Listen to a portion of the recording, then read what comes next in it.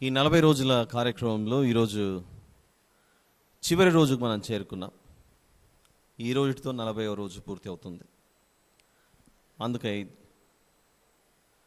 దేవుడి విధంగా మనల్ని నడిపించినందుకై దేవుణ్ణి మహింపరుస్తూ చేరి వచ్చిన మీ అందరికీ మన దేవుడు రక్షకుడైన యేసు ప్రభు నామములో నా హృదయపూర్వక వందనాలు తెలియజేస్తున్నాను. ప్రార్థన చేసుకుని వాక్య సందేశంలోకి ప్రవేశిద్దాం. ప్రార్థన. మహాపరిశుద్ధుడైన మా ప్రియ పరలోకపు తండ్రి, మీకే స్తోత్రములు నాయన. ఈ సాయంత్రకాల సమయమున మేమందరము మరొకసారి ఈ 40 రోజుల వాక్య ధ్యానపు పండుగలలో భాగంగా ఇన్ని రోజులు మాకు మీరు దయచేసిన మీ జీవాహారమును బట్టి మిమ్మల్ని మహింపరుస్తున్నాం తండ్రి. ఈ చివరి రోజు కూడా నా ప్రభువా, మేము మీ ఉద్దేశానుసారంగా ఏదైతే విని నేర్చుకొని బలపడవలసినది ఉన్నదో మాకు బయలుపరచమని వేడుకొనొచ్చు వివరిస్తున్న మీ దాసునిగా మీ బిడ్డల మధ్యలో నిలబడి ఉండగా నా ప్రభువా, మీ ఆత్మతో నింపి నడిపించి సహాయం చేయమని ప్రాధేయపడచ్చు. వివరిస్తున్న మీ పిల్లలకు కూడా నా ప్రభువా, ఆత్మ సంబంధికులుగా ఆలోచిస్తూ పరలోక సంబంధమైన విషయాలను పరలోక సంబంధికులుగా ఆలోచించుటకు మీ యొక్క సహాయమును నడిపింపును దయచేయమని, గ్రహింపు శక్తిని దయచేయమని ప్రాధేయపడచ్చు. ఈ కృతజ్ఞత స్తుతి ప్రార్థన మా ప్రభువును ప్రియరక్షకుడైన యేసుక్రీస్తు ప్రభుల వారి పేరిట మీకే సమర్పించి ప్రార్థించి వేడుకొంచున్నాను తండ్రి. ఆమేన్.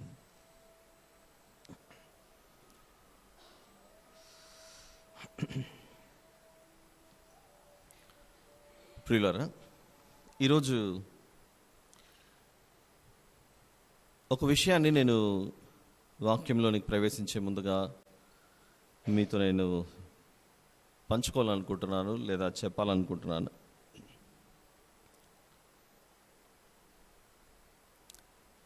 ఇది ఎలా చెప్పాలో నాకు అర్థం అవ్వట్లేదు, కానీ చెప్పాలి అని అనుకుంటున్నాను. విషయం ఏంటంటే,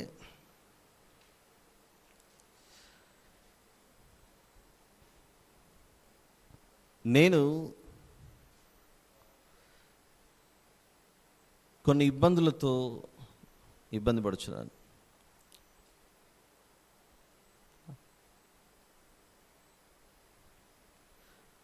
కొన్ని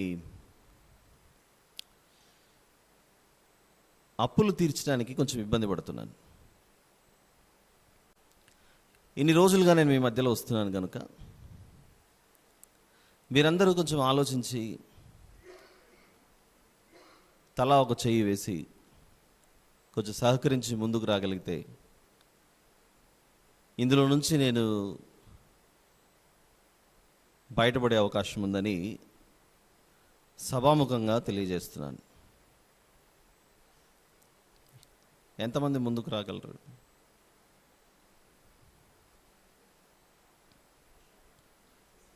నిజంగానే చెప్తున్నాను. Very good, thank you.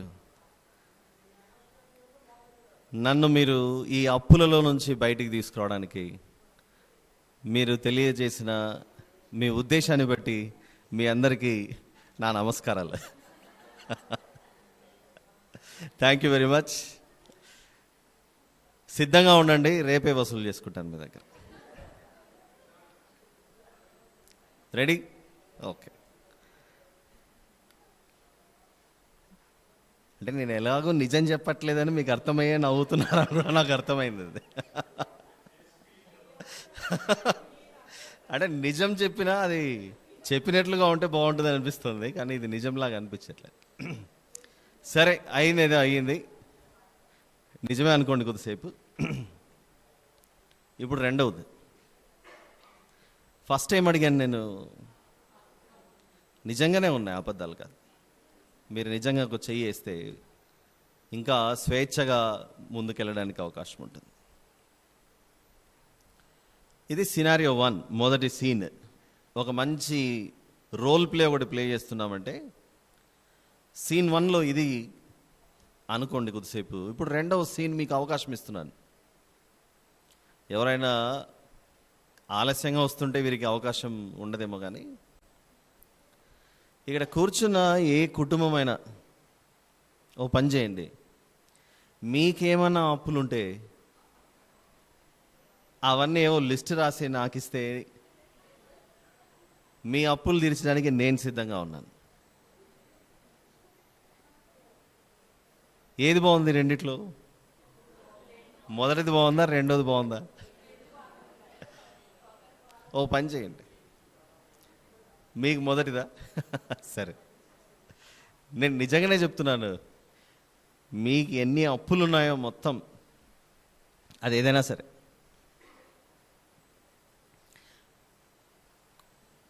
ఇప్పుడు నేను ఏదైతే చెప్తున్నానో అది నిజమైతే ఎంత బాగుంటుందో బా అని అనుకునే వాళ్ళు కూడా ఉండొచ్చు. 10,000, 50,000, 1,00,000, కోట మొత్తం లిస్ట్ ఇస్తే రేపు మధ్యాహ్నం మనం అందరం కూర్చొని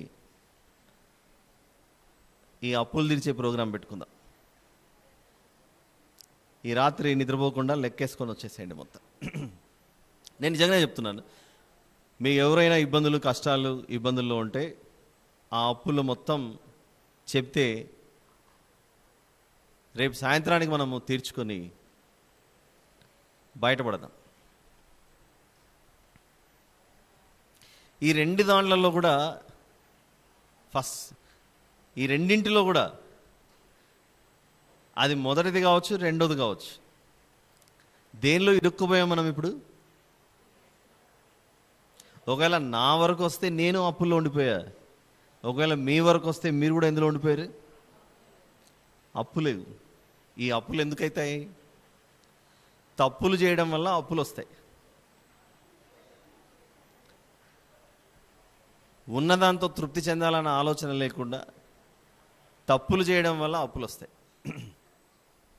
సరే, ఇంతకీ ఏం చెప్పాలనుకున్నానంటే, ఇంతకీ అప్పులు నాకున్నాయి, మీరు తీర్చండి అని చెప్పా మొదటి దాంట్లో.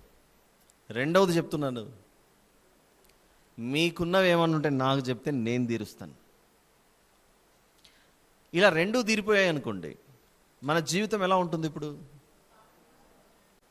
ఎవరైనా చాలా ఇబ్బందులు, అప్పుల్లో ఉన్నప్పుడు బయటపడ్డారనుకోండి, ₹1 కూడా వడ్డీ చెల్లించకుండా బయటపడ్డారనుకోండి, దుఃఖపడతారా, సంతోషిస్తారా? మా అప్పులు తీరిపోయాయని ఏడ్చుకుంటూ కూర్చుంటారా? ఎవరో వచ్చి తీర్చారు. సంతోషం ఉంటుందా, దుఃఖం ఉంటుందా? సంతోషమే, పట్టజాలనంత సంతోషం. ఇలా చెప్తే అర్థం కాదేమో, ఇంకొకటి చెప్తాను ఇప్పుడు. మూడోది, నంబర్ 3. ఈ మధ్యలోనే కరోనా వచ్చి వెళ్ళిపోయింది, ఇంకా ఉండొచ్చు అక్కడక్కడ సమాజంలో. ఈ కరోనా వచ్చినప్పుడు మనందరి మనస్సు, హృదయం ఏం కోరుకొని ఉండొచ్చు? నాకు రాకుండా ఉంటే చాలు. ఒప్పుకుంటారా ఈ విషయానికి? ఈ కరోనా నాకు రాకుండా ఉంటే చాలు. ఫస్ట్ అదే కోరిక. ఆ తర్వాత రెండోది రావచ్చు, నాకు మాత్రమే కాదు, నా ఫ్యామిలీలో, నా కుటుంబంలో ఎవరికి రాకుండా ఉంటే చాలు. ఇంకా కొందరు మనం చెప్పుకునే అవకాశం ఉంది, మా ఇంట్లో అందరికి వచ్చిందండి, నా ఒక్కరికి రాలేదు. మా ఇంట్లో అందరికి వచ్చింది, నా ఒక్కరికి రాలేదు. అది కూడా సంతోషంగా చెప్పుకుంటామా లేదా చెప్పండి? అందరికి వచ్చింది, నాకు రాలేదు. సరే, అందరికి వచ్చింది ఇంట్లో బాధనే, నా వరకు రాలేదన్న మాట ఉంది చూసారా? అది ఎలా ఉంటుందో కూడా మనం భరించకుండా తప్పించుకున్నాం. ఇవన్నీ ఎందుకు చెప్తున్నానంటే, అప్పటి నుంచి మన కష్టాలు, బాధలు, సమస్యలు మనము మోయకుండా, భరించకుండా పక్కన వారి మీద వేసామనుకోండి, వాళ్ళు స్వేచ్ఛగా, ఫ్రీడమ్గా, ఎంతో ఇష్టపూర్వకంగా తీసేసుకున్నారు. మీరు ఎందుకంటే ఆ బరువు అనుభవిస్తారు? అప్పుల బాధ, రోగాల బాధ, ఇవన్నీ మీకెందుకు? అదేదో వేరే వాళ్ళ మీద వేసేయండి, కొంచెం బరువు తగ్గుతుంది. ఇంకొందరు ఉంటారు బ్యాంకుల నుంచి లోన్లు తీసుకుంటారు, లేదా క్రెడిట్ కార్డులు వాడుకుంటారు. బ్యాంకులో పనిచేసే వాళ్ళకి బాగా తెలిసింది. ఉపయోగించుకున్న తర్వాత మళ్ళీ కట్టరు, ఉపయోగించుకున్నాక మళ్ళీ కట్టరు. క్రెడిట్ కార్డులు కట్టకపోతే ఇంకా లాస్ట్కు కలెక్షన్ ఏజెంట్లు కాల్ చేసి చెప్తారు, బాబు ఎంతో కొంత ఇచ్చి సెటిల్ చేసుకోనంటారు, ఎంతో కొంత ఇచ్చి సెటిల్మెంట్ చేసుకోంటారు. ఏదో ఒకటి సెటిల్మెంట్ చేసిన తర్వాత మళ్ళీ లైఫ్లో లోన్ రావడం చాలా కష్టమవుతుంటుంది. నిన్నటి దినాన యేసు ప్రభు యొక్క శిలువ మరణం గురించి మనం విన్నాం. ఏం జరిగింది ఆ సందర్భంలో అనంటే, ఇందాక నా అప్పుల భారం మీ మీద వేయాలనుకున్నాను, తర్వాత రెండోది మీ అప్పుల భారం నా మీద వేయండి అని చెప్పాను. ఆ తర్వాత మూడోది రోగం నాకొద్దు, ఎవరికీ వద్దు, అది నా నుంచి దూరం అయిపోతే బాగుంటుంది అనే ఆశ. ఇవన్నీ ఆలోచిస్తే యేసు ప్రభు నిన్నటి దినాన శిలువ మీద ఆయన మరణించిన సంఘటన దేనిని సూచిస్తోందనంటే దీనినే సూచిస్తాం. సైలెంట్ మోడ్లో పెట్టుకుందాం దయచేసి. ఆయన ఏం చేశాడంటే, ఎక్కడ ప్రారంభించాలో ఈరోజు సందేశం బైబిల్ మొత్తంలో వెతుకుతూ ఉంటే అన్ని మాటలు ఎంతో ఆలోచింపజేస్తున్నాయి. ఇక్కడ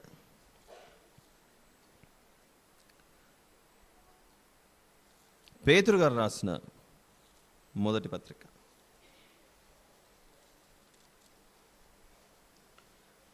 2వ అధ్యాయం.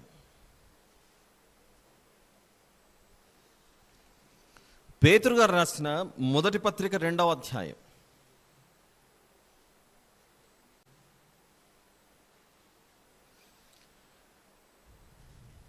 ఇదొక విచిత్రమైన వింతైన భారం. వచనం చెప్పే ముందు వివరణ చెప్పి అక్కడికి వెళ్దాం. మనం ఇప్పుడు వివరించుకొని వెళ్దాం. తీసి పెట్టుకోండి, వెంటనే చదువుకుందాం కొద్దిసేపట్లో. ఏం చెప్తున్నానంటే, అప్పటి నుంచి మనం ఎందులోనూ ఇరుక్కుపోతే, అప్పులు కావచ్చు, రోగం కావచ్చు, మానసిక కృంగుబాటు కావచ్చు, ఇవన్నీ ఒక్కసారిగా మనకు దూరం అయిపోయాయి అనుకోండి, దానిలో నుంచి మనం విమోచింపబడ్డామనుకోండి, విడుదల నొందామనుకోండి, ఎన్నో రోజుల నుండి ఎన్నో సంవత్సరాలుగా యేసు ప్రభు వద్దకు వ్యాధిని అనుభవిస్తున్న వారు వచ్చారు. ఎన్నో సంవత్సరాలుగా ఎదురు చూస్తున్నారు. అసలు యేసు ప్రభు క్రొత్త నిబంధనలో మత్తయి, మార్కు, లూకా, యోహాను సువార్తలు చదువుకుంటూ పోతుంటే ఆయన చాలామందిని స్వస్థపరుస్తూ తీసుకెళ్ళిపోతున్నట్లు కనబడుతుంటుంది. అయితే ఈ స్వస్థత కొరకు ఎదురు చూసిన వాళ్ళు ఒక్కరోజు ఆరోగ్యం బాగలేకుండా రెండో రోజు నన్ను స్వస్థపరచు అన్న వారి గురించి పెద్దగా మనకు కనపడదు. ఎన్నో సంవత్సరాలుగా ఆ వ్యాధితో బాధపడుతుండగా వారిని స్వస్థపరుచుతున్నట్లు కనబడుతుంది మనకు. కుష్ఠరోగులు ఎన్నో సంవత్సరాల నుండి, ఊచ చేయగలిగిన వారు ఎన్నో సంవత్సరాల నుండి, పక్షవాతంతో బాధపడుతున్నవారు ఎన్నో సంవత్సరాల నుండి, ఇలాంటివి ఎన్నో మనకు కనబడతాయి. పేతురు గారి పత్రిక మీరు తీసి పెట్టారని నాకు తెలుసు. దాన్ని అలానే ఉంచి ఒక్కసారి యోహాను సువార్త 5వ అధ్యాయంలో, యోహాను సువార్త 5వ అధ్యాయంలో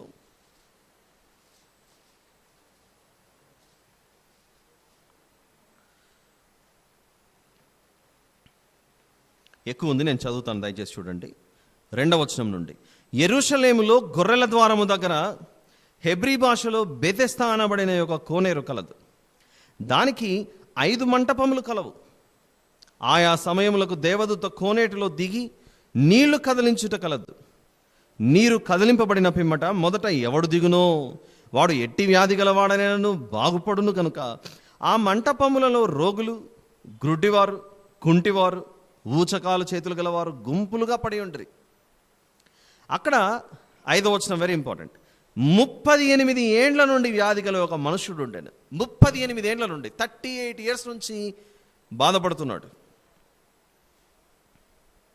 అక్కడ 38 ఏండ్ల నుండి వ్యాధి గల ఒక మనుషుడు ఉండేను. 38 ఏండ్ల నుంచి ఇతను దేని కొరకు ఎదురు చూస్తున్నాడు?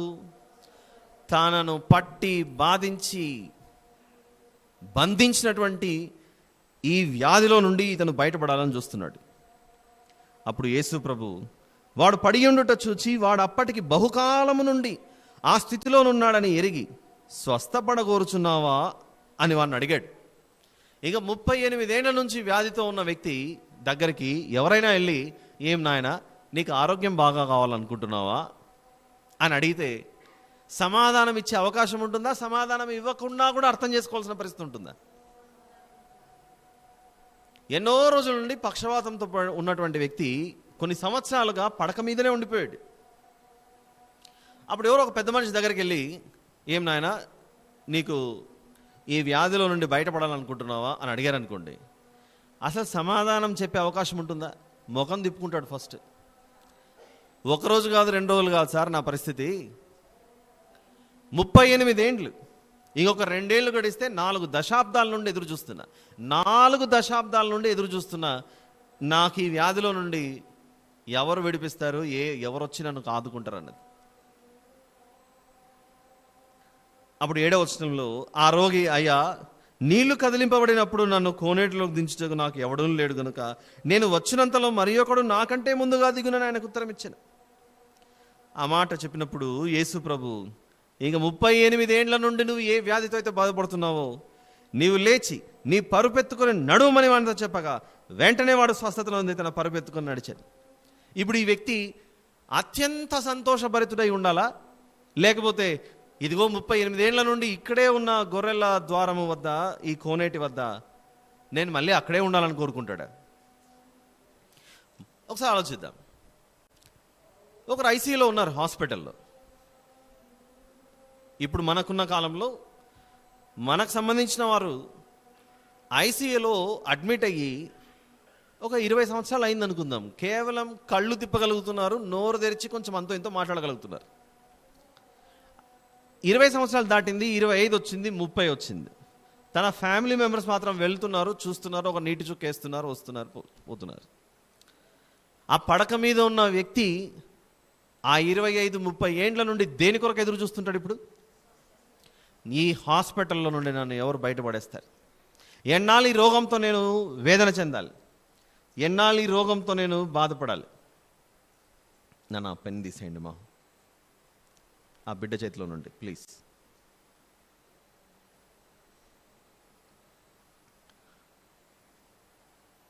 విందాం. ఇంత సుదీర్ఘ కాలం నుండి వ్యాధితో బాధపడుతుంటే యేసు ప్రభు ఆ 38వ సంవత్సరాన ఆ వ్యక్తికి కనపడి, నువ్వు నిజంగా బాగా కావాలనుకుంటున్నావా, నీకు నిజంగా ఆశ ఉందా అని అడగగానే, ఇది నాకు లభిస్తే అదే మహాభాగ్యం, ఇది నేను కోల్పోతున్నాను అన్నప్పుడు, ఇంక ఆలస్యం చేయకు, లేయి, స్వస్థపరచబడుతున్నావు, నువ్వు వెళ్ళు, బయలుదేరని చెప్పేసి పంపించేశాడు. శరీరానికి కలిగిన ఈ రోగం మనిషిని పట్టి బంధించినప్పుడు దానిని విమోచించాడే యేసు ప్రభు 38 ఏండ్ల ఈ వ్యాధిగ్రస్తుణ్ణి. ఇప్పుడు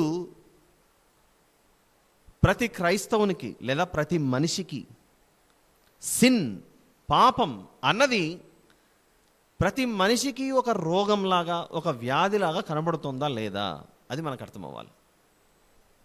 ఎందుకంటే యేసు ప్రభు ఈ లోకానికి ఎందుకు వచ్చాడు అన్న మాట గురించి చెబితే మనందరికీ బాగా తెలిసి ఉన్న ఒక మాట, మార్కు సువార్త 2వ అధ్యాయంలో 17వ వచనంలో, రోగులకే కానీ ఆరోగ్యము గల వారికి వైద్యుడు అక్కర్లేదు, నేను పాపులనే పిలవచ్చింది కానీ నీతిమంతులను పిలువ రాలేదని పాపాన్ని ఏ పదజాలంతో ఉపయోగిస్తున్నాడు యేసు ప్రభు? ఒక రోగం, ఒక వ్యాధిగా ఉపయోగిస్తున్నాడు. అది ఒక రోగం, ఒక వ్యాధిగా ఆ పాపం అన్నది పరిగణించబడుతుంటే ఎవరు విడిపించాలి, ఎవరు తీసుకోవాలి? అది ఈరోజు వాక్య ప్రారంభమే నాకు అప్పులు ఉన్నాయి మీరు తీర్చండి అని చెప్పాను. రెండోది మీకేమన్నా ఉంటే నాకు ఇవ్వండి నేను తీరుస్తానని చెప్పాను. ఇక 3, ఈ మధ్యకాలంలో మనం అనుభవించిన ఈ కరోనా రోగం ఏదైతే ఉందో అది నాలోనికి ప్రవేశిస్తే ఇంకా ప్రాణమే పోతుందన్న భయంతో వణికిపోయాం మనమంతా. వాళ్ళకి కరోనా వచ్చిందంటే వాళ్ళ ఇంటికి వెళ్ళకండి అని మాట్లాడుకున్న వాళ్ళు కూడా ఉంటారు. పలానా వీధిలో కరోనా వచ్చిందంటే ఆ వీధిలోకి అడుగు పెట్టకండి, అవన్నీ క్వారంటైన్ ఏరియాస్. అర్థమవుతుందా? ఈ భూమి మీద ఉన్న ఇబ్బందుల్లో నుంచే బయటపడితే ఎంత సంతోషం అని అనిపిస్తూ ఉంటుందో, ఈరోజు మనిషికి పాపం అనేది కూడా అలా నన్ను బంధించింది అని ఎవరైనా అర్థం చేసుకోగలుగుతున్నారా? ఎందుకు అనంటే మాట్లాడుకున్న అన్ని సందర్భాలలో ఇందులో నుంచి నేను బయటపడాలి, ఇందులో నుంచి నన్ను ఎవరైనా బయటికి తీసుకురావాలి. బయటికి తీసుకురావాలంటే ఎవరో వచ్చి హెల్ప్ చేయాలి, ఎవరో వచ్చి ఆదుకోవాలి. చెప్పుకుంటున్న ఆ కరోనా ఎగ్జాంపుల్ కూడా ఎవరి దగ్గరకో వెళ్ళి అడుగుతాం మనము, ఈరోజు నాకు ఊపిరి ఆడట్లేదు,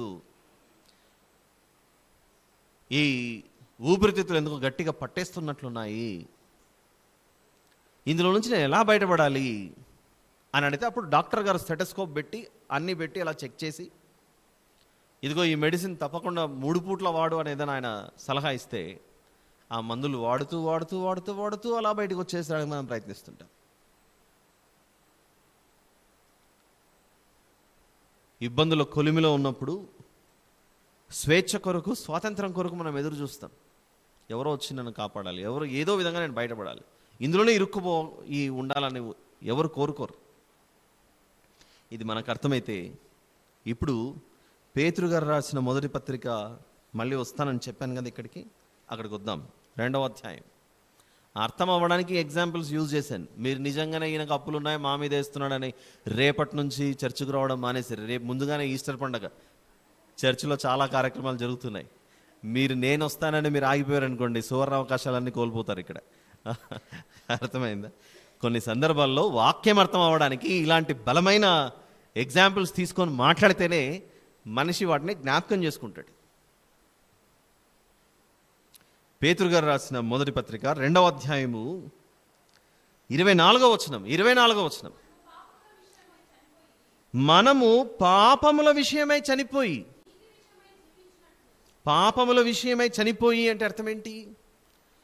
ఇన్ని రోజులు యోహాను సువార్త 5వ అధ్యాయంలో 38 సంవత్సరాల నుండి ఆ వ్యాధి ఆ వ్యక్తిని పట్టి బంధించి అతని మీద ఏలుబడి చేసింది. ఆ వ్యాధి అతని మీద ఏలుబడి చేసింది, పరిపాలన చేసింది. ఈ వ్యాధితో నేను నిన్ను బంధించి ఉన్నాను అని ఆ యోహాను సువార్త 5వ అధ్యాయంలో 38 సంవత్సరాల నుండి ఆ కోనేటి వద్ద ఆ వ్యక్తి అలా పడిపోయి ఉన్నాడు. ఆ వ్యక్తిని ఎవరైతే పట్టి బంధించారో దానిని యేసు ప్రభు ఏం చేశాడు? ఆ వ్యాధినే బంధించి బయటికి తీసుకెళ్ళి పడేశాడు. యేసు ప్రభు ఎందుకు స్వస్థతలు చేశాడబ్బా అనే ప్రశ్న మనకు ఖచ్చితంగా కలగాలి. ఎందుకు చేశాడు అనంటే శరీరానికి ఉన్న ఆరోగ్యమే, శరీరానికి ఉన్నటువంటి ఆ రోగమే, ఆరోగ్యము లేకుండా రోగం వచ్చి పడితేనే ఆయన మనసు తట్టుకోలేక ఉన్నప్పుడు స్వస్థపరిచాడు. అప్పుడు పరోక్షంగా దాని ద్వారా యేసు ప్రభు మనతో మాట్లాడినదే, నాయన నీ శరీరానికి రోగం వస్తేనే నేను తట్టుకోలేకుండా నేను స్వస్థపరచడానికి నేను అడుగేశాను ముందుకు, మరి ఆత్మకు రోగం అంటుకుంటే ఇంకా నేనెంత పరితపించబోతానో ఆలోచించి ఒకసారి. ఈ పేతురు గారు రాసిన మొదటి పత్రిక 2వ అధ్యాయం 24లో మనము పాపముల విషయమై చనిపోయి, అంటే పాపము మనలో ఏమైపోయింది? యేసు ప్రభు సిలువ బలి ద్వారా పాపము మనల్ని ఏలుబడి చేస్తే ఆ సిలువ బలి ద్వారా పాపములో నుండి మనము విమోచింపబడ్డాము. నీతి విషయమై జీవించినట్లు ఆయన తానే తన శరీరమందు మన పాపములను మ్రాను మీద మోసుకొనేను. ఎంత బాగుంది చూడండి ఇక్కడ. దయచేసి అందరూ అర్థం చేసుకోవాలి. ఇప్పుడు తానే తన శరీరమందు మన పాపములను మ్రాను మీద మోసుకొనెను. ఇలాంటివి పదాలు మనకు అర్థం కావు, కానీ ఇందాక మనం చెప్పుకున్న ఎగ్జాంపుల్స్లోనే సినారియో 1 అండ్ సినారియో 2. ఏంటి సినారియో 1?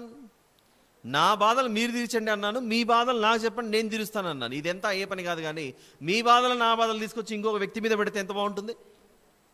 మీకు అర్థమవుతుందా ఇది?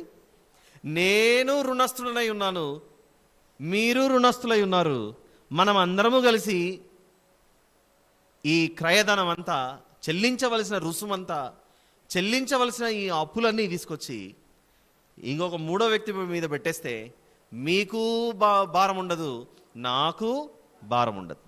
ఈ రెండింటిని తీసుకెళ్ళి అక్కడ మనం వెళ్ళి పెట్టడం కంటే ముందుగానే ఆయనే వచ్చి చెప్తున్నాడట మనందరితో, ఇక్కడ కూర్చున్న మనందరితో మరియు ఈ లోకమంతటితో, తానే తన శరీరమందు మన పాపములను, ఆ పాపములు అనున్న చోట ఇందాక మనం చెప్పుకున్న 2 ఎగ్జాంపుల్స్ ఉన్నాయి చూసారా? మన అప్పులను, మన రోగములను ఆయన మోసుకొనేను అని అన్నామనుకోండి, మనకు సులభంగా అర్థమైపోతుంది. తానే తన శరీరమందు మన పాపములను మాను మీద మోసుకొనేను, ఆయన పొందిన గాయముల చేత మీరు స్వస్థత నొందితిరి. యేసు ప్రభువును సిలువ మీద కొట్టి చంపేసినప్పుడు అక్కడ చుట్టూ ఉన్నవారు, ఆయనకు సంబంధించిన వారు తొందరపడుతున్నారు త్వరగా. ఏంటంటే ఇదిగో రేపు విశ్రాంతి దినం, రేపు విశ్రాంతి దినం కనుక ఆలస్యం చేయకుండా మనం ఇక్కడ నుంచి ఇంటికి వెళ్ళిపోవాలని పరిగెత్తారు వాళ్ళు.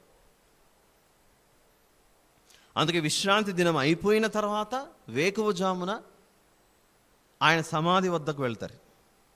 చూద్దాం అలాంటి వచనాలన్నీ. ఆ పేతురు గారి పత్రికకు మళ్ళీ వద్దామని, చాలా ఇంపార్టెంట్ రెఫరెన్స్ ఈరోజు మనకది. యోహాను సువార్త 19వ అధ్యాయం.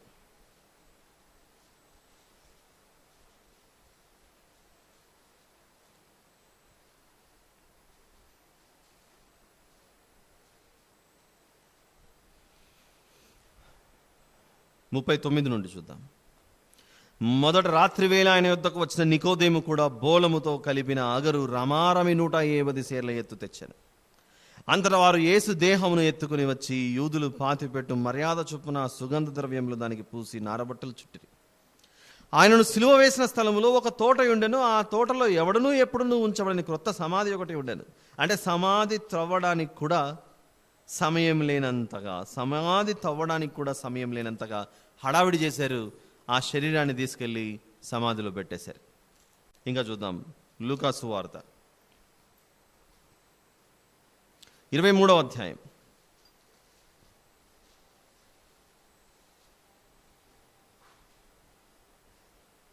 లూకా సువార్త 23వ అధ్యాయం 50 నుంచి చూద్దాం. అరిమతయి అను యూదుల పట్టణపు సభ్యుడైన యోసేపు అని ఒకడు ఉండెను. అతడు సజ్జనుడును నీతిమంతుడని ఉండి వారి ఆలోచనకును వారు చేసిన పనికి సమ్మతింపక దేవుని రాజ్యము కొరకు కనిపెట్టుచుండిన వాడు. అతడు పిలాతునొద్దకు వెళ్ళి యేసు దేహము తనకిమ్మని అడుగుకొని దానిని క్రిందికి దించి సన్నపు నారబట్టతో చుట్టి తొలిచిన రాతి సమాధిలో ఉంచెను. అందులో ఎవడునూ అంతకు మునుపు ఎప్పుడునూ ఉంచబడలేదు. ఆ దినము సిద్ధపరచు దినము, విశ్రాంతి దినారంభము కావచ్చును. ఏ దినారంభము? అప్పుడు గలిలయ నుండి ఆయనతో కూడా వచ్చిన స్త్రీలు వెంట వెళ్ళి ఆ సమాధిని, ఆయన దేహము ఎలాగుంచబడనో చూచి తిరిగి వెళ్ళి సుగంధ ద్రవ్యములను పరిమళ తైలములను సిద్ధపరిచి ఆజ్ఞ చొప్పున విశ్రాంతి దినమున తీరికగా ఉండిరి. అంటే యేసు ప్రభు శిలువ మరణం చెందిన వెంటనే ఏ దినం ప్రారంభమైంది? విశ్రాంతి దినం ప్రారంభమైంది. యేసు ప్రభు శిలువ మీద మరణించిన వెంటనే ఒక విశ్రాంతి దినము ప్రారంభమవుతుంది. ఏం చెబుతుంది మనకి ఈ సందేశం? మనిషికి విశ్రాంతి యేసు ప్రభు దయచేయువాడుగా, మన మీద ఉన్నటువంటి ఆ భారం, మన మీద ఉన్న ఆ బరువును తొలగించి వాటన్నిటినీ సిలువ మీద ఆయన మోసుకొని అలా విశ్రాంతి దినమునకు ప్రారంభాన్ని ఆయన ఆహ్వానించాడు. మనుషులకు విశ్రాంతిని దయచేయుటకి. విశ్రాంతి ఎప్పుడు అవసరము? మనిషి బాగా అలసిపోయి ఉంటే కోరుకుంటుంది నాకు విశ్రాంతి కావాలని, రెస్ట్ కావాలని కోరుకుంటుంది బాడీ. మనకు సంబంధించిన వారు దేశంలో చాలా చోట్ల విధులు నిర్వహించి రాత్రి 2-3 రోజులు రాత్రి రైలు ప్రయాణం చేసి ఇంటికి వచ్చిన తర్వాత మళ్ళీ వారికి ఏమైనా పని చెప్పాలనిపిస్తుందో చెప్పండి? ఇదిగో చాలా దూరం నుంచి ప్రయాణం చేసి వచ్చాడు, అలసిపోయాడు, ఎలా డ్యూటీలు చేశాడు, అక్కడ ఇంటికి వచ్చాడు, ఏమీ డిస్టర్బ్ చేయకుండా కొద్దిసేపు నిద్రపోవడానికి టైం ఇద్దాం. జరుగుతుందా మన ఇళ్ళల్లో ఇలాంటివి? లేదండి వస్తానే లగేజ్ ఆడబెట్టు పోయి మార్కెట్కి పోంటామా మనం? క్రూరులైతేనే ఇలాంటి పనులు చేస్తారు. బాగా పనిచేసి భారముతో అలసిపోయి ఉన్న వారికి విశ్రాంతి అవసరమని మనకు ఎలాగ తెలుసో, ఈ లోకమంతా పాపమును ఆ భారమును మోసి అలసిపోయి ఉన్న ఈ జీవితాలను ఆయన, మీ భారము నా మీద మోయండి, నేను మిమ్మల్ని విశ్రాంతిలోకి నడిపిస్తానని ఆ రోజు ఆయన శిలువ మరణం చెందిన వెంటనే ఒక దినం ప్రారంభమైంది. ఒక దినానికి ఆహ్వానం పలికాడు. ఆ దినమే విశ్రాంతి దినం. ఆ విశ్రాంతి దినమే మనం ఈరోజు ఇక్కడ కూడుకొని ఉన్నాం. ఇది మహావిశ్రాంతి, ఇది ఒక మహావిశ్రాంతి దినం. ఆయన ఏం చేశారట? పేతురు గారు రాసిన మొదటి పత్రిక 2వ అధ్యాయంలో మనం చూసినది, మనము పాపముల విషయమై చనిపోయి నీతి విషయమై జీవించున్నట్లు ఆయన తానే తన శరీరమందు మన పాపములను మ్రాను మీద మోసికొనెను. ఆయన పొందిన గాయముల చేత మీరు స్వస్థత నొందితిరి. మనకేదైనా గాయమైందనుకోండి, పోతూ పోతూ కాలు తట్టుకొని కింద పడ్డాము, చర్మం లేచిపోయింది, వెంటనే నూనె రాయడమో ఆయింట్మెంట్ రుద్దడమో ఇవన్నీ చేస్తాం. బాహ్య శరీరానికి జరిగినా అదే చేస్తాము.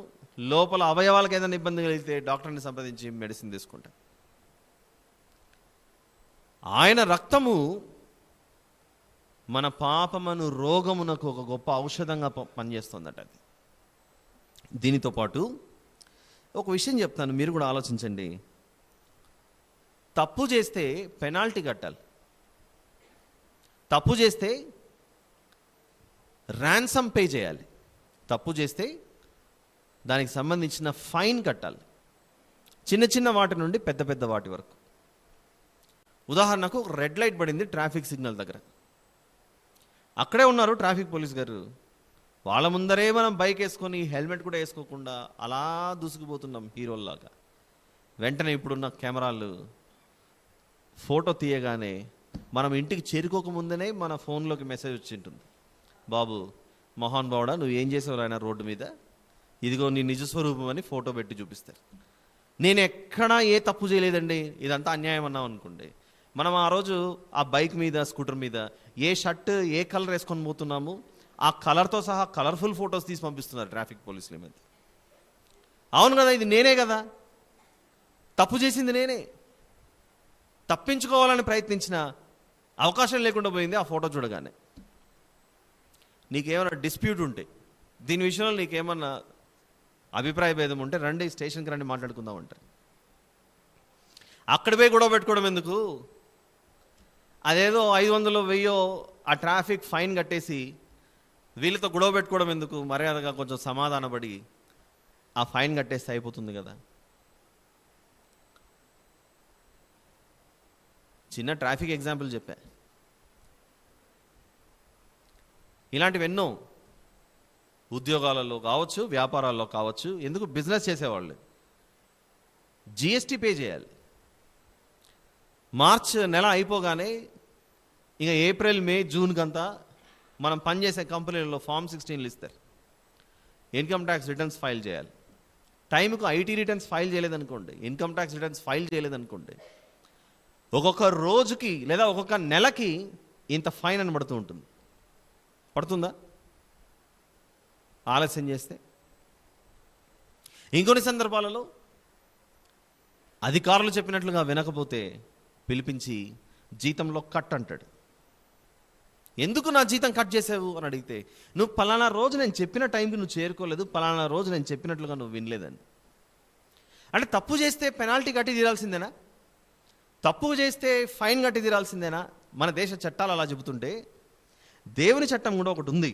అది లేవియాకాండంలో చూద్దాం ఒకసారి. ఈ ఒక్కరోజు ఈయన చెప్పేది వింటే ఇంక అయిపోతుంది ఈయన బాధ అనుకున్నట్లు కూర్చోకండి ఎవరు కూడా దయచేసి.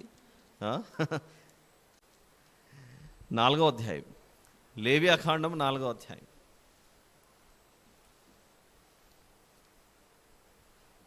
ముగించుకోవడానికి 10 నిమిషాలే ఉంది. మీరేం దిగులు చెందకండి. లేవియాకాండం 4వ అధ్యాయంలో దేవుడు దీనిలో వివిధ రకాలైన వర్గాల గురించి చెప్తుంటాడు.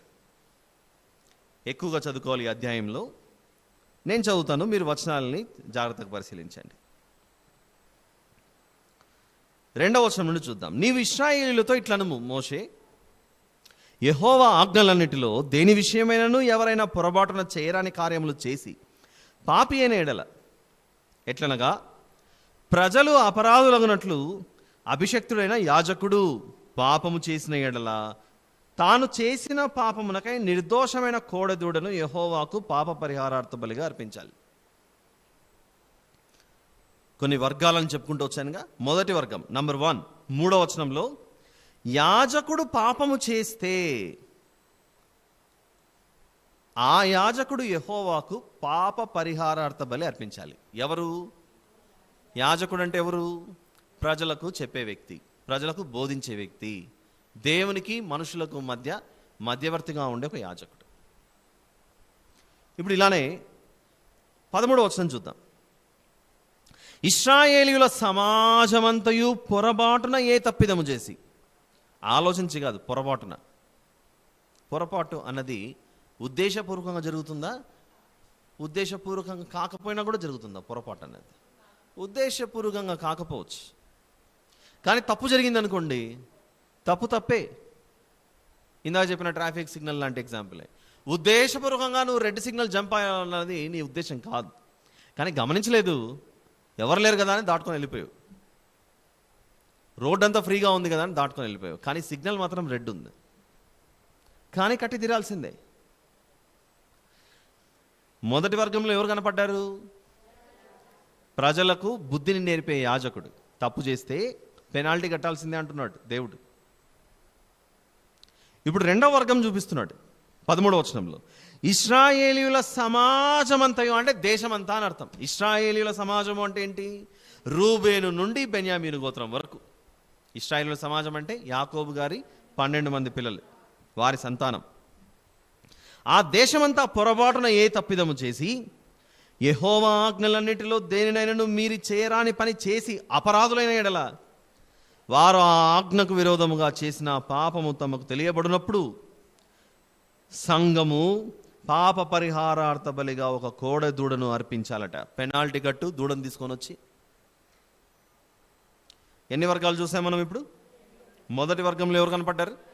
యాజకులు. 2వది ఇశ్రాయేలు దేశం మొత్తం. ఇప్పుడు 3వది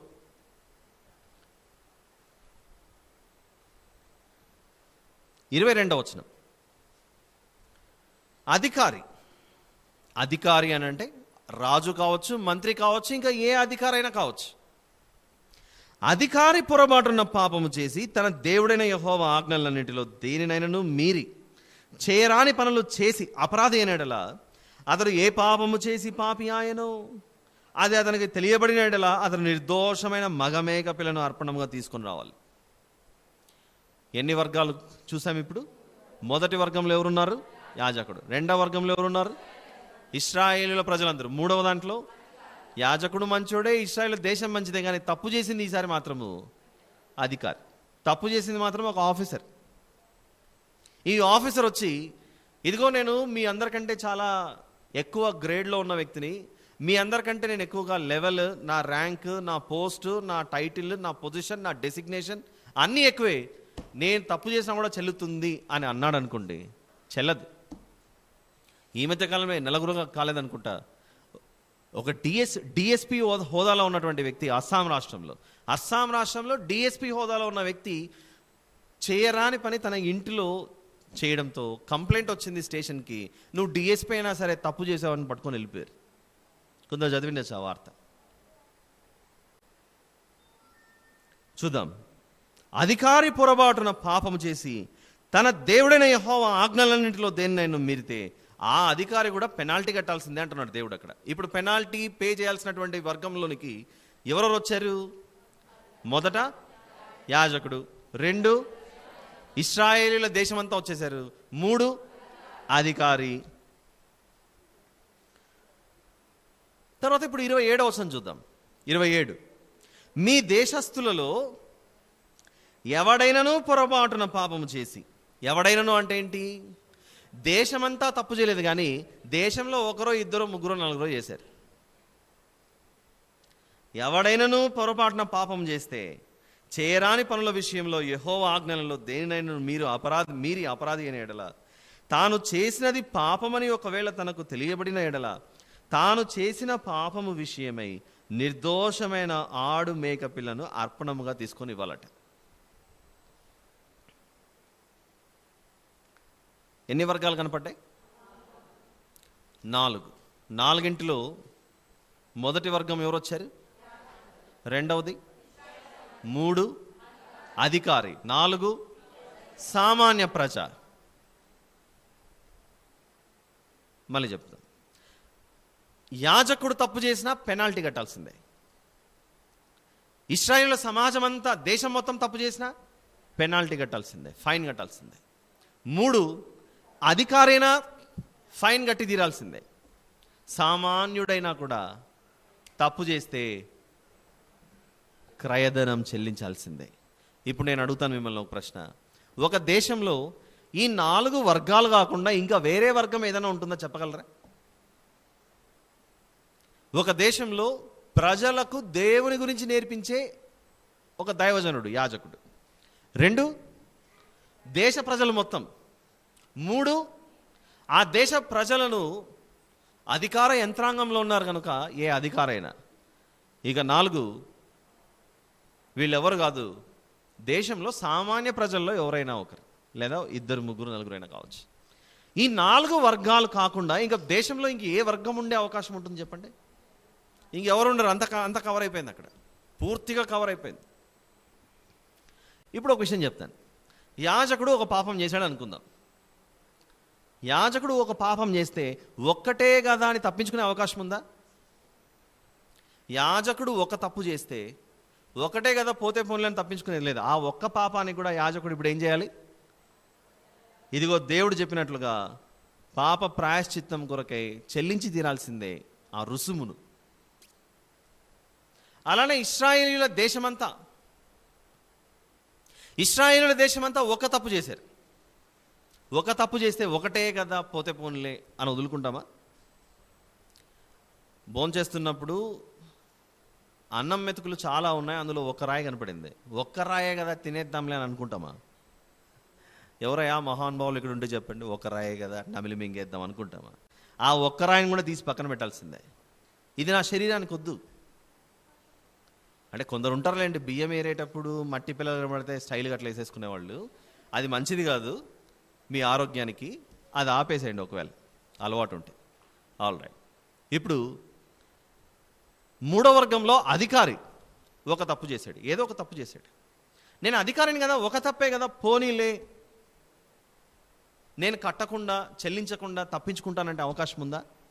ఆ ఒక్కదానికి కూడా శిక్ష పడాల్సిందే, పెనాల్టీ కట్టి తీరాల్సిందే. ఇందాక చెప్పుకున్నాం ఒక ఎగ్జాంపుల్, ఒక డిఎస్పి గురించి. నేను ఒక తప్పే కదా, ఎన్నో తప్పులు చేసిన వాళ్ళందరినీ నేనే పట్టుకొచ్చి ఈ పోలీస్ స్టేషన్లో వారిని క్రమశిక్షణలోకి తీసుకొచ్చాను. నేను ఒక్క తప్పే కదా నన్ను విడిచిపెట్టండి అని అంటే ఒప్పుకుంటుందా చట్టం? ఒప్పుకోదు. నువ్వు 80% ఒక్క మిస్టేక్ కూడా చేయకూడదు, అదే చట్టం చెప్పేది. సామాన్యుడు కూడా ఒక తప్పే కదండి విడిచిపెట్టాడు అంటే వదులుతుందా? లేదు, ఖచ్చితంగా ఫైన్ కట్టి తీరాల్సిందే. ఇప్పుడు నేను అడుగుతాను, ఇంతవరకు చెప్పిన దాంట్లో ఒకటి అని చెప్పుకున్నాను.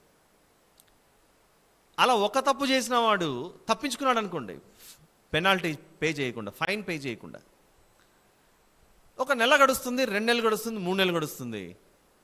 దీని గురించి ఎవరు పెద్దగా అడగట్లేదులే అని మళ్ళీ రెండోసారి చేశాడు. ఇప్పుడు ఇతను ఫైన్ కట్టాల్సినటువంటి దానిలో ఎన్ని వచ్చి చేరుకున్నాయి?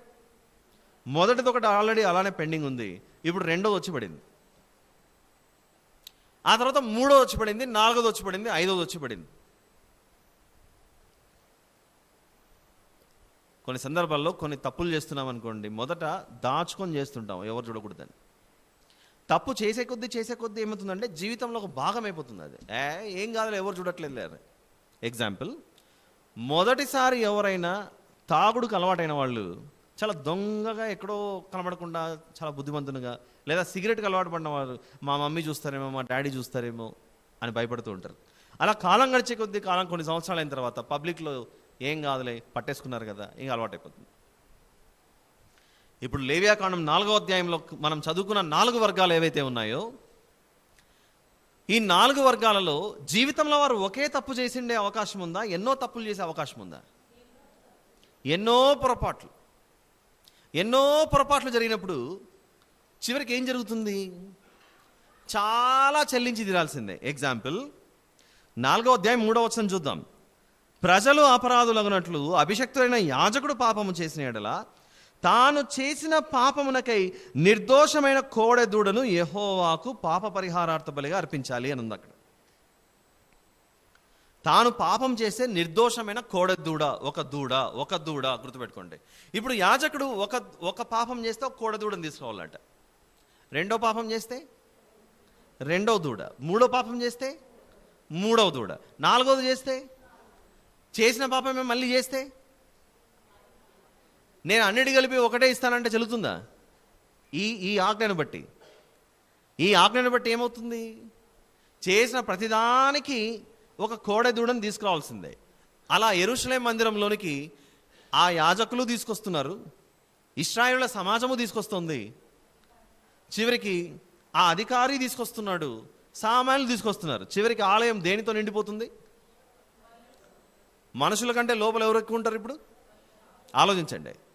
యాజకుడు తప్పు చేసి ఒక కోడెదూడని తీసుకొస్తున్నాడు, ఇశ్రాయేలుల సమాజం అంటే దేశమంతా చేసిన తప్పు వాళ్ళు పట్టుకొస్తున్నారు, ఒక దూడను కోడను. అధికారి తీసుకొస్తున్నాడు, సామాన్యుడు తీసుకొస్తున్నాడు. ఇంకా చివరికి ఆ ఆలయం మొత్తం, యెరూషలేము ఆలయం మొత్తం దేనితో నిండిపోయే అవకాశం ఉంటుంది చెప్పండి? కోడె దూడలు, మేకలు, గొర్రెలు, వీటితో రోజు వరుసగా లైన్లో నిలబడి ఉంటారు. ఇక ఆ మధ్యకాలంలో పెట్రోల్ కొరతగా ఉన్నప్పుడు పెట్రోల్ బంకుల దగ్గర 2 వీలర్లు కార్లు వేసుకొని లైన్లలో కిలోమీటర్ల కొద్ది నిలబడ్డారు. చూసండి మీరు కూడా ఎప్పుడైనా ఇలాంటి. దేని కొరకు ఎదురు చూశారు? మాకంటే ముందు ఒకరున్నారు, వాళ్ళకంటే ముందు ఇంకొకరు లైన్లో ఉన్నారు, వాళ్ళకంటే ముందు ఇంకొకరు లైన్లో ఉన్నారు, అందరు అయిన తర్వాత నా లైన్ వస్తుందని ఎదురు చూసాం కిలోమీటర్ నుంచి. ఇప్పుడు ఆ యెరూషలేము మందిరంలో యాజకుని వద్దకు ఎవరైనా ఒక సామాన్యుడు కావచ్చు, అధికారి కావచ్చు, అయ్యా నేను పాపం చేశాను అందుకే ఈ మేకను పట్టుకొచ్చా, అయ్యా నేను పాపం చేశా అందుకే ఈ కోడెదూడని తీసుకొచ్చా, నా పక్షాన దానికి బలి ఇవ్వంటే ఇప్పుడు యాజకుడు ఏమనాలి? ఫస్ట్, బాబు ముందు నీవు తెచ్చిన కోడెనో మేకనో దూడనో నేను బలి ఇవ్వాలంటే నాది కూడా లైన్లో ఉంది, ముందు నా నంబర్ అయిపోయిన తర్వాత నీది ఇస్తానని ముందు ఇతని కొరకు ఇతను ఏం చేయాలి? ఇప్పుడు పాప ప్రాయశ్చిత్తం కొరకై, ప్రక్షాళన కొరకై ఇతని జంతువును బలి ఇవ్వాలి. ఆ తర్వాత వీళ్ళది లైన్లో వస్తుంది. ఎందుకంటే ఇతనే పాపాత్ముడుగా ఉన్నాడు అనుకోండి, ఇతనే పాపాత్ముడుగా ఉంటే ప్రజల కొరకు ప్రాయశ్చిత్తం ఏం చేయగలడు? అంటే ముందు ప్రజల కొరకు ప్రాయశ్చిత్తం చేయాలంటే ముందు ఈ యాజకుడు ఏం చేయాలి? తన పాపం నిమిత్తమే ఇతను ప్రాయశ్చిత్తం నొందాలి. అంటే పాత నిబంధన మొత్తం ఎలా జరిగింది అని అంటే వీరి పాపాల చిట్టా పెరుగుతూ పోయింది.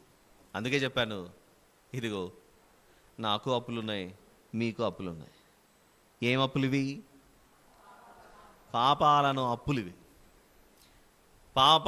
ఈ అప్పులు ప్రతి పాపానికి లేవియాకాండం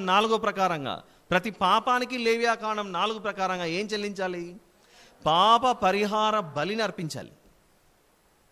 ఇంకా జీవితం అంతా ఇంకా మన పరిస్థితి ఏమవుతుంది తెలుసా? ఏ ఆజ్ఞను అతిక్రమించినా కూడా ఆ ఆజ్ఞకు మనము దేవాలయం అంతా గొర్రెలతో, మేకలతో, పక్షులతో, వీటితో నింపి తీరాల్సిందే. అలా అయిపోతుంది పరిస్థితి.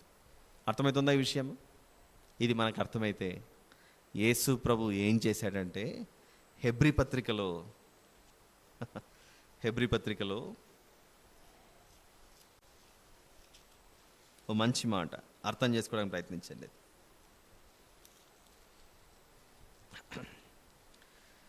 తొమ్మిదో అధ్యాయం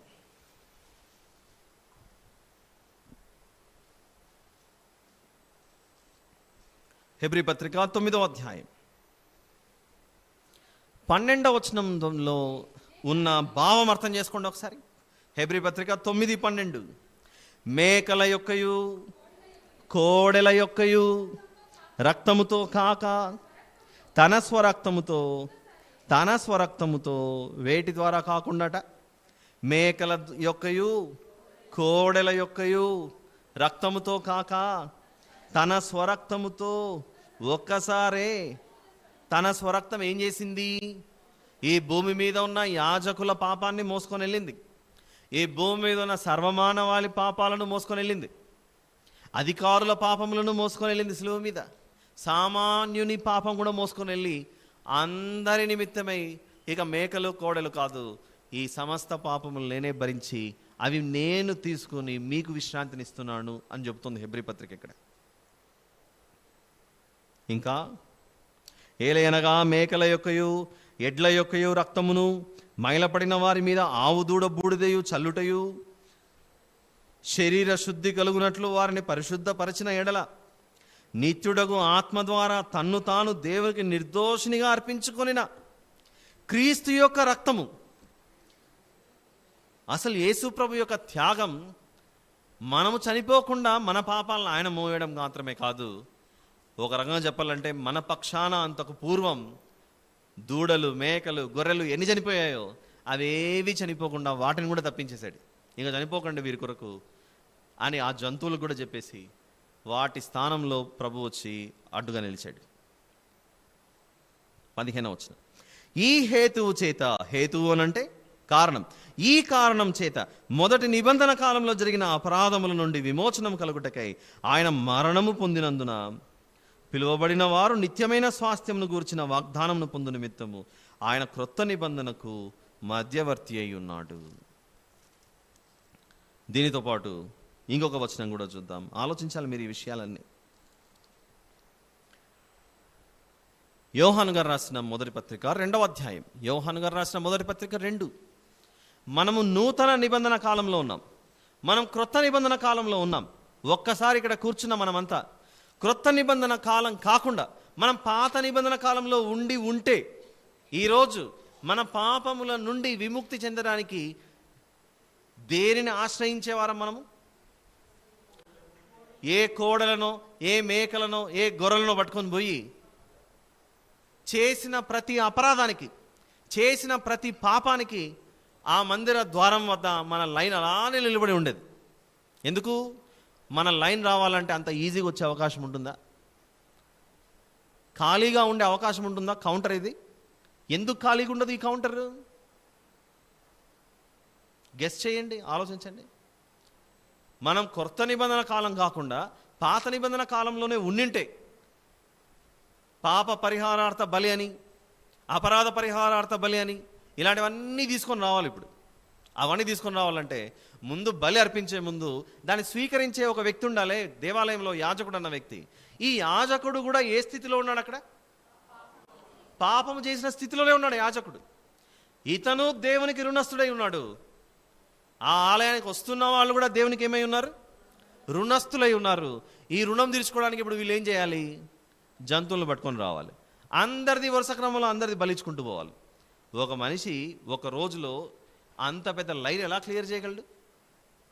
దేశ ప్రజలందరూ వచ్చారనుకోండి, ఏ భేదము లేదు, అందరూ పాపం చేసి దేవుడు అనుగ్రహించి మహిమను పొందలేకపోయారంటే ప్రతి వ్యక్తి ఇప్పుడు ఏం తీసుకురావాలి? భూమి మీద జంతువులు పుడుతుంటాయి, ఆ జంతువులు తీసుకొచ్చి బలి ఇవ్వాలి. ఇంకా అసలు దేవాలయం దేంతో నిండిపోతుంది? బలులతో నిండిపోతే ఆ దేవాలయం అంతా ఏ రంగులో కనపడుతుంటుంది?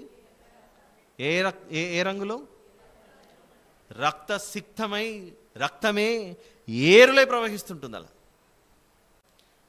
అలా రక్తం ఏరులై ప్రవహించే దానిని, ఈ సమస్త లోక పాపములను ఆయన తన రక్తాన్ని ఏరులై ప్రవహింపజేశాడు. అక్కడ విస్తారమైన రక్తమునకు బదులుగా ఆయన ఒక్క రక్తము చేత మనల్ని విమోచించాడు. యోహాను గారు రాసిన మొదటి పత్రిక.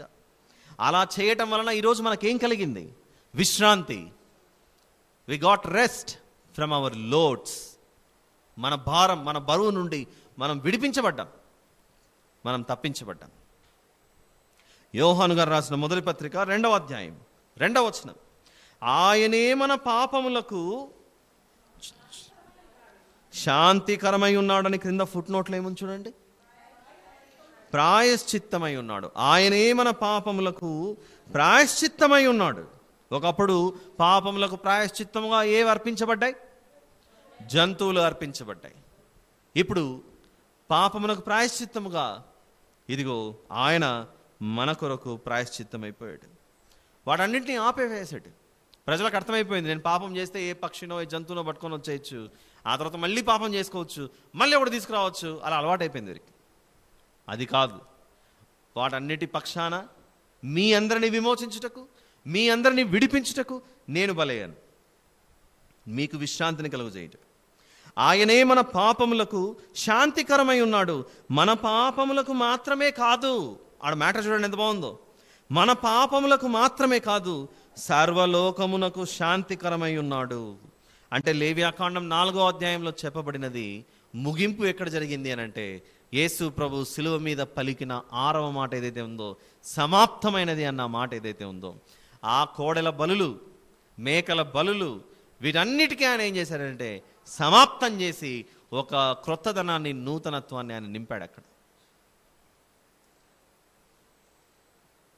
ఇంకా చెప్పుకోవాల్సినవి చాలా ఉన్నాయి. ఇంకొక వచనం చూసి మనం ముగించుకుందాం. కొలస్సీ పత్రిక 1వ అధ్యాయం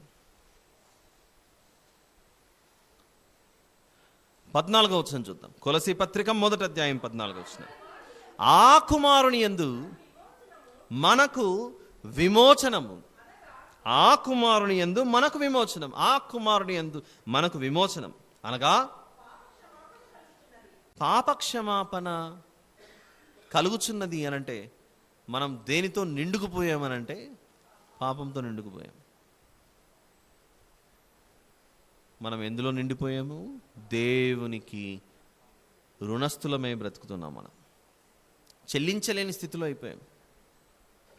కొన్ని సందర్భాలలో ఆదాయం తక్కువ, అప్పులు ఎక్కువ ఉన్నాయనుకోండి, ఆ వ్యక్తి ఏమవుతాడు చివరికి? ఆలోచించండి. వచ్చే ఆదాయం రూపాయి, ఉన్న అప్పులు 100 రూపాయలు. పరిస్థితి ఎలా ఉంటుంది? తనకొచ్చే 1 రూపీని ఆ 100 మందికి డిస్ట్రిబ్యూట్ చేయాలి. అవుతుందా? సాధ్యమవుతుందా? చివరికి ఆ మనిషి ఏమైపోతాడు? ఇప్పుడు బ్యాంక్రప్సీ అయిపోతాడు. బ్యాంక్రప్సీ అంటే దివాలా తీయటం. దివాలా అనే పదం వింటాం కదా మనం.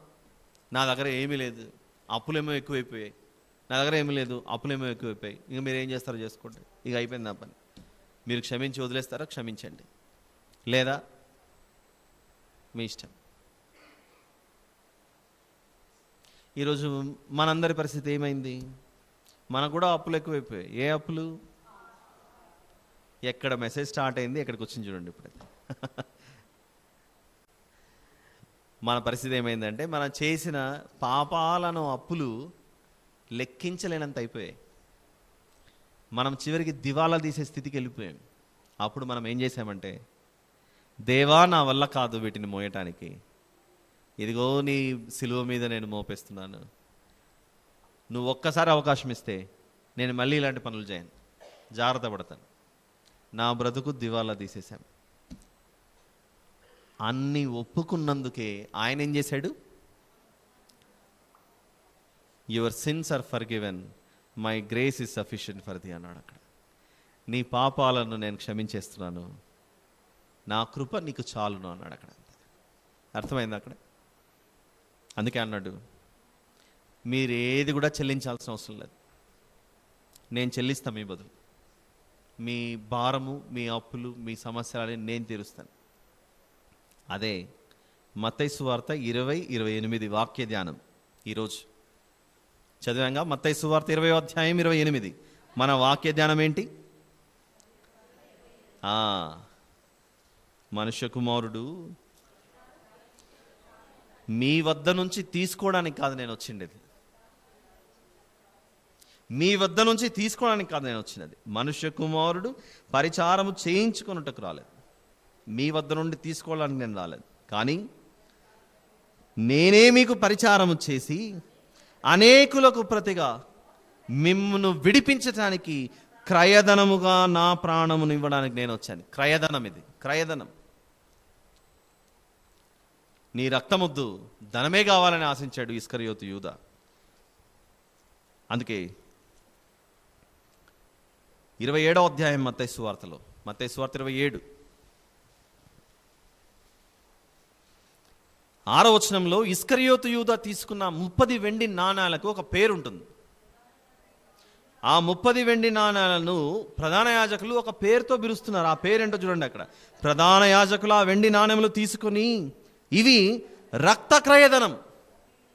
రక్తము దేనిని సూచిస్తుంది? ప్రాణం. మన ప్రాణం పాపం చేస్తే, మన ప్రాణము పాపం చేస్తే యేసు ప్రభు యొక్క రక్తం మన పాపమునకు క్రయధనం చెల్లించింది. అది చెప్తున్నాడు అక్కడ. ఇవి రక్త క్రయధనం గనుక వీటిని కానుక పెట్టెలో వేయ తగదని చెప్పుకొని తీసుకెళ్ళి, ఇదిగో పరదేశులను పాతిపెట్టుటకు ఒక పొలం కొన్నారట. యేసు ప్రభు తాను శిలువ మీద కార్చి చిందించిన ఆ రక్తాన్ని ఏం పిలుస్తున్నాడు? క్రయధనం అట. క్రయధనం. ఈ క్రయధనం చెల్లించగానే మనం ఎందులో నుంచి బయటపడ్డాం? మన రుణముల నుంచి బయటపడ్డాం, మన అప్పులలో నుండి బయటపడ్డాం. లేకపోతే ఈరోజు మనం ఏమైపోయేవాళ్ళం? దివాలా తీసిన స్థితిలో ఉండేవాళ్ళం. ఏంటి దివాలా తీయడం అంటే? ఎన్నని తీసుకురాగలని చెప్పండి. ఆ కోడదూడలు, మేకలు, ఇవన్నీ విస్తారమైన పాపములు. ఈ ప్రతి పాపమునకు మనం ఎన్ని చెల్లించగలం? అందుకే మీ పాపములని నాకు ఇచ్చేయండి, నేను పెనాల్టీ పే చేస్తానని ఆయన మన కొరకు క్రయధనం చెల్లించి మనల్ని విశ్రాంతిలోనికి నడిపించాడు. ఇదే మనకు కలిగిన మహావిశ్రాంతి దినం. ఇదే మనకు కలిగిన మహా గొప్ప విశ్రాంతి దినం. అందుకే ఈరోజు నిన్న గుడ్ ఫ్రైడే సందర్భంగా సిలువ త్యాగాన్ని జ్ఞాపకం చేసుకున్నాం. రేపు ఆయన పునరుత్థానాన్ని జ్ఞాపకం చేసుకుంటాం.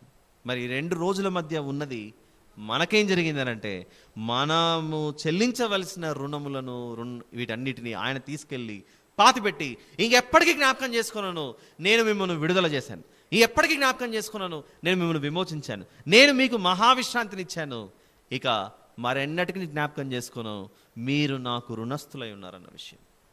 బాగుందా? ఆలోచిస్తారా ఈ విషయాన్ని? అవన్నీ పాతిపెట్టి రేపు ఆయన ఏ శరీరంతో వస్తున్నాడు? నూతన శరీరంతో వస్తున్నాడు. ఆయన ఎలాగైతే పునరుత్థానం ద్వారా నూతన శరీరాన్ని చూపిస్తున్నాడో, ఇక్కడ కూర్చున్న మనందరితో కూడా మాట్లాడుతున్నాడు.